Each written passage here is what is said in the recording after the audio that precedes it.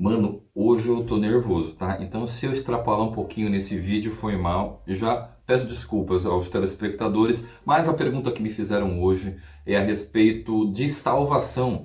Antes de Jesus, antes da crucificação de Jesus, quem foi salvo? A resposta costumeira, que costuma ser dada pela religião ou pelas instituições religiosas, também chamadas de igreja, é que Jesus, ao morrer, então ele vai para o mundo dos mortos, então ele anuncia a boa notícia do reino dos céus aos espíritos em prisão. Então supostamente Jesus evangeliza essas pessoas e na medida com que elas recebem essa mensagem do reino e se arrependem, então elas foram salvas. E é uma resposta simplista, mas na verdade um pouco enganosa, e nesse vídeo eu vou te explicar por quê. Pensa comigo, meu irmão, do que se referem as profecias quanto aos nomes daqueles que estão escritos no livro da vida? Quem tem a autoridade de abrir o selo do livro da vida? Nesse livro de Apocalipse a gente vê a tristeza de João de olhar uns para os outros, inclusive para si mesmo, e perceber que ninguém é digno de abrir esse livro, exceto o Cordeiro, aquele que morreu no nosso lugar e aquele que foi sacrificado e foi o Cordeiro perfeito de Deus. Portanto, ele tinha a dignidade de poder abrir o livro da vida. Só que quem está querendo abrir o livro da vida nos dias de hoje e determinar quais são as regras para poder fazer a separação daqueles que vão ser salvos dos que não vão ser salvos, daqueles que vão estar à direita de Deus e daqueles que vão sentar à esquerda, daqueles que querem separar o joio do trigo?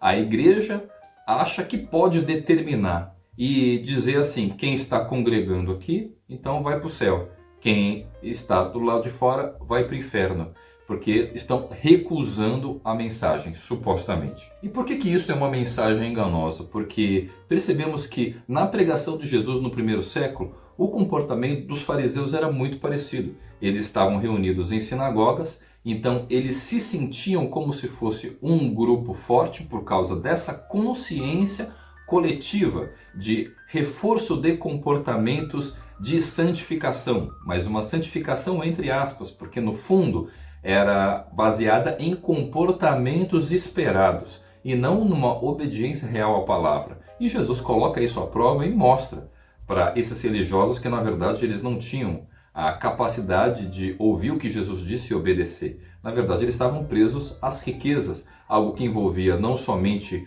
as riquezas materiais, como os próprios relacionamentos que eles tinham constituído naquilo que era chamado de sinagoga e nos dias de hoje é chamado de igreja. E você tem se reunido aí dentro de uma tal dessa igreja e se sentido mais salvo por pertencer a ela? Pois saiba que você está vivendo como um fariseu vivia no primeiro século. E isso tem tudo a ver com a questão de salvação, porque as pessoas se sentem como se elas estivessem vivendo uma realidade da Arca de Noé, em que quem está dentro da igreja, então vai ser salvo. Todo mundo que está do lado de fora está sujeito a um dilúvio, que está levando todo mundo e matando todo mundo. Mas quem está dentro da igreja, ali está protegido. Mas infelizmente, essa tal de igreja nos traz uma falsa sensação de segurança espiritual, pois Jesus nos ensina a não olharmos para uma cobertura espiritual, mas sim para os fundamentos, que é o significado da parábola da casa na rocha. Jesus quer que a gente tenha os nossos alicerces firmados em ouvir e ser praticantes de tudo aquilo que ele nos ensinou. E voltando para a questão de salvação,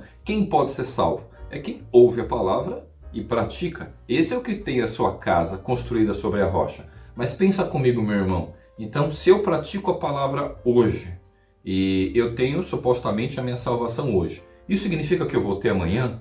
Será que alguém pode ser salvo por todas as vezes? Se hoje eu confio naquilo que Jesus me trouxe e amanhã eu acabo deixando ele de lado, será que eu permaneço com a minha salvação? Ou será que eu deveria conquistá-la todos os dias? Será que eu deveria manter-me numa suposta fé de que se eu confessei o nome de Jesus, então eu vou ser salvo? Ou será que eu deveria confiar naquilo que Jesus nos ensinou sobre o fato de que devemos carregar a nossa cruz a cada dia? Ou seja, devemos morrer para nós mesmos, para conquistarmos a vida que Ele nos deu a cada dia. O que você acha? mas os religiosos continuam por aí querendo separar o joio do trigo. Eles querem determinar quem vai ser salvo agora, como se o grupo deles pudesse ser já inscrito no livro da vida, como se eles próprios tivessem autoridade, não somente para ler o livro da vida, como para escrever os nomes das pessoas no livro da vida, por meio de atos proféticos que são chamados por eles de batismos. Então eles querem batizar as pessoas e acreditar que automaticamente Deus está na obrigação de colocar o nome da pessoa inscrita no livro da vida, como se já vivêssemos hoje uma realidade de julgamento final, como se o julgamento final já estivesse acontecido. Presta atenção no que eu estou falando, meu irmão. A igreja hoje se coloca numa posição de autoridade tão suprema acima de Jesus que eles querem determinar quem vai ser salvo por intermédio de batismos ou de confissões de fé. E eles acham que essas pessoas elas vão poder ser salvas e criam uma expectativa ilusória de que quem está congregado com eles e declarando as mesmas coisas, cantando os mesmos cânticos, então essas pessoas vão ser salvas. Simplesmente por fazer um estudo bíblico ou carregar uma Bíblia desodorante, eles acham que então eles vão poder convencer as massas dessa idiotice e desse desvio de tudo aquilo que Jesus nos ensinou. E se você não entendeu a referência, Bíblia desodorante significa colocar um livro de capa preta debaixo do braço e acreditar que aquilo é como se fosse um amuleto sagrado que pode conduzir à salvação, como se a Bíblia fosse o caminho, ao invés de Jesus. Mas Jesus nos ensinou que os mensageiros vão ser enviados no final para fazer a separação do joio do trigo. Então não é a gente que faz isso agora. Supostamente seriam um trabalho para os anjos realizarem e não para a igreja querer ficar determinando, ó, você vai para o céu, você vai para o inferno. E pior do que isso, a igreja está adiantando o juízo final. Então eles estão dizendo quem vai ser salvo e quem vai ser condenado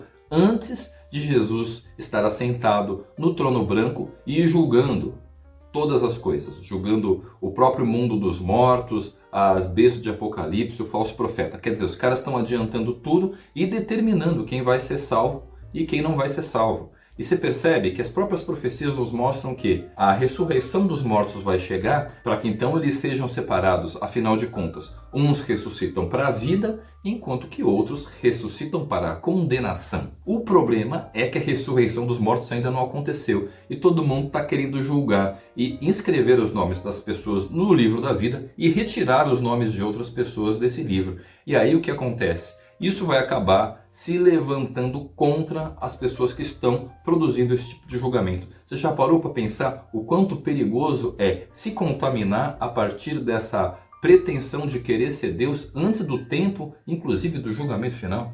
Espero que isso seja um alerta para a igreja e para as pessoas que têm dependido do sistema religioso para ancorar a sua fé. E se você gostaria de entender melhor sobre essa questão de igrejas, por que existem tantas igrejas, onde que eu deveria congregar então, se tudo isso na verdade não se passa nada diferente daquilo que era no primeiro século com relação aos fariseus frequentando as sinagogas? Então, dá uma olhada nesse vídeo aqui e a gente se vê nas próximas palavras. Falou!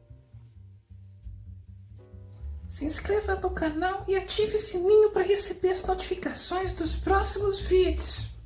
Tchau!